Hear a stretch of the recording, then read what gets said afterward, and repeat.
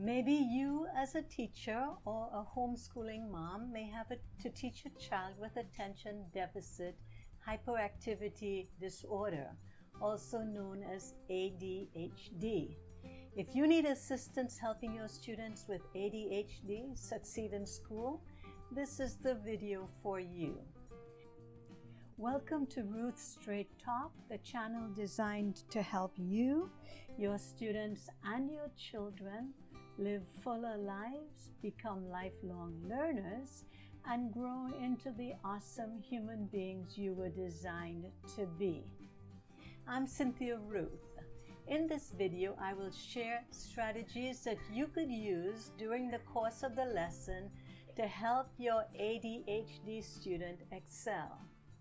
In other videos, I will address the other two components, that is, behavioral interventions and classroom accommodations.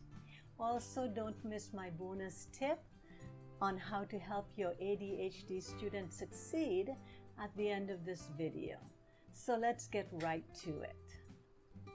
It is important to note here that the techniques presented in this video also improved the learning of children who did not have ADHD, and even though they've been used particularly with elementary age children, they have been found to be very effective with older students as well.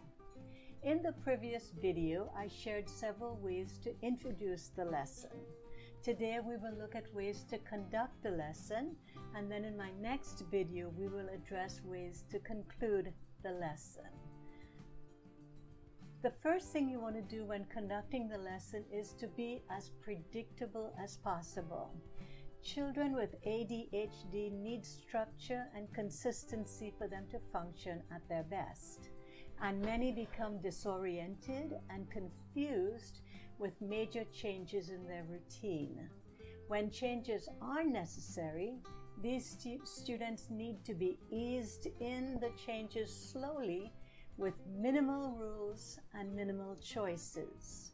They need to understand clearly what is expected of them, and they need to be aware of the consequences for not adhering to those expectations. Number 2, support the students' participation in the classroom. Students trust you to tell them when they stray from the expected path. You can arrange private, discreet cues to help the distracted students stay on task and to give them advance warnings that they would be called on shortly. These cues could be as simple as a gentle touch on the shoulder when the student's attention shifts off task. It is essential that these clues be subtle so that the student doesn't feel singled out from the rest of the class. Avoid bringing attention to differences between ADHD students and their classmates, and never, ever use sarcasm or criticism when working with children. Number 3, use a variety of teaching aids. Since students with ADHD have limited attention spans, it is important to provide multiple ways of teaching during the lesson. Use a variety of audio-visual materials to present academic lessons. For example, use an overhead projector to demonstrate how to solve an additional problem requiring regrouping. The students can then switch to seat work while you manipulate counters on the projector screen. Number 3, check the student's performance. Questioning is an important way to check if the individual student understands the lesson. For example, you could ask students doing seat work, that is, lessons completed by the students at their desk in the classroom. If you ask them to demonstrate how they arrived at their answer to a problem, or you can ask the individual student to state how he thinks the main character felt at the end of the story. This will draw upon the student's understanding of the lesson. Number 5, ask probing questions. Ask students questions that do not have a simple yes or no answer. By the way, don't take "I don't know" for an answer. The student must give you an answer even if it is a wrong answer. You could probe for the correct answer after allowing the child sufficient time to work out the answer and to the question. Ask follow-up questions that give children an opportunity to demonstrate what they know.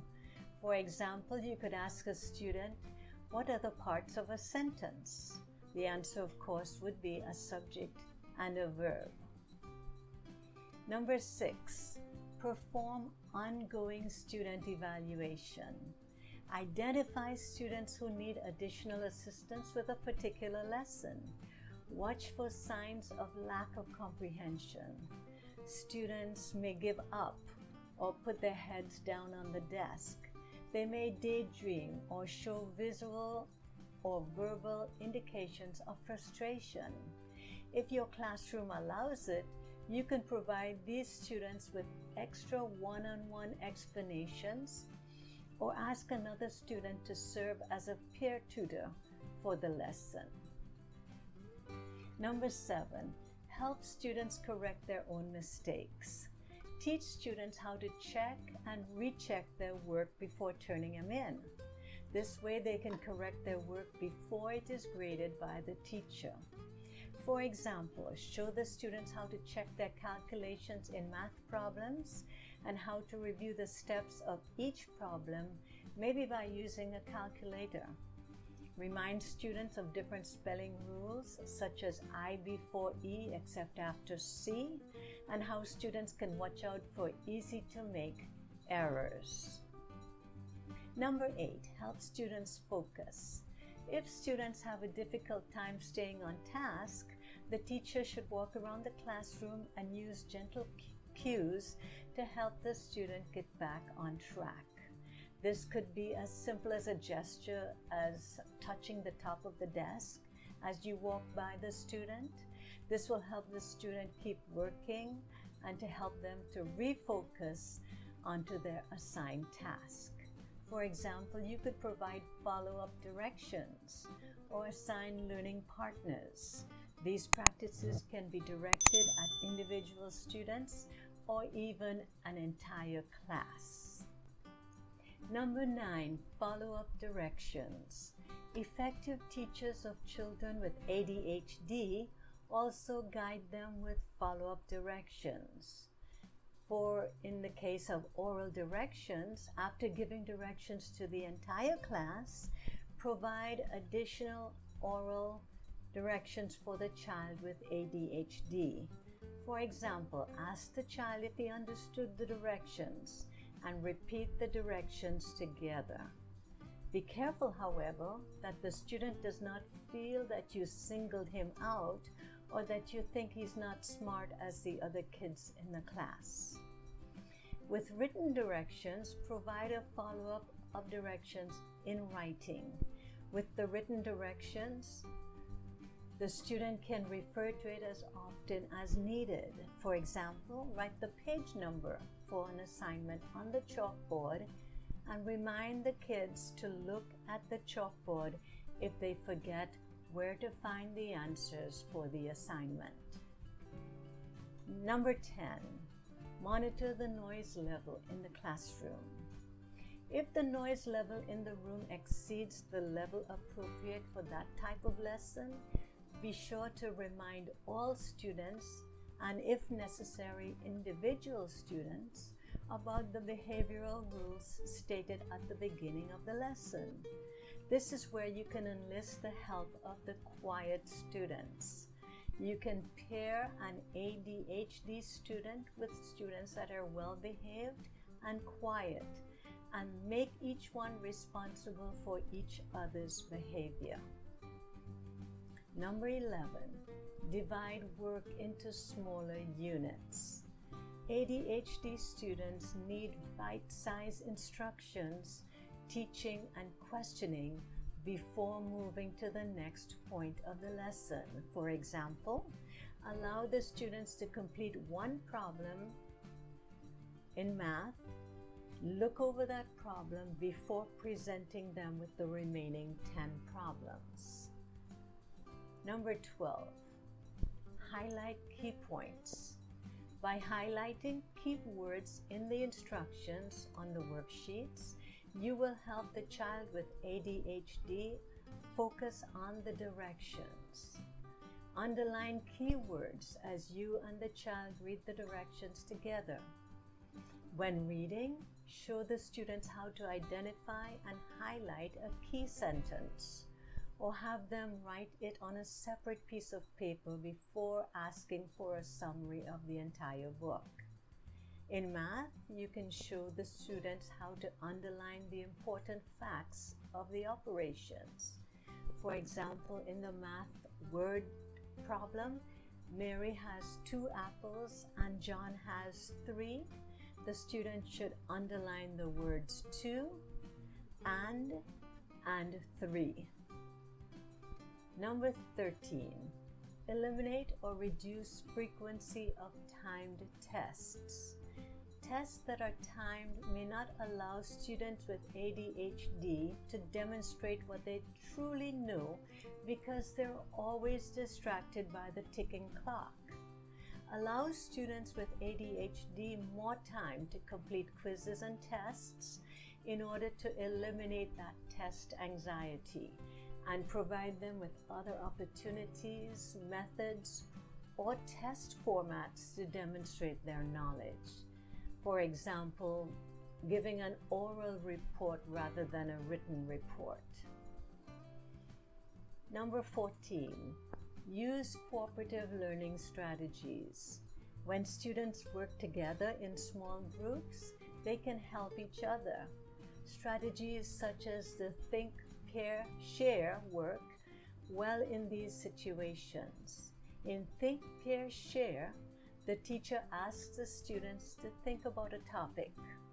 Then they pair off with a partner and discuss that topic, and finally they will share their ideas or their understanding with the group. The bonus strategy is the use of assistive technology. All students, and those with ADHD in particular, can benefit from the use of technology such as computers and projected screens, which makes instruction more visual and allows the student to participate actively. The students could even do math review games on the computer. They could do research for written projects on the computer. They can take timed tests and may even get their graded test back immediately so that the teacher could give feedback while the test is still fresh in the student's mind. Concluding the lesson. Teachers of ADHD students should conclude their lessons by providing advance warning that the lesson is about to end, such as a 10-minute warning and then a 5-minute warning.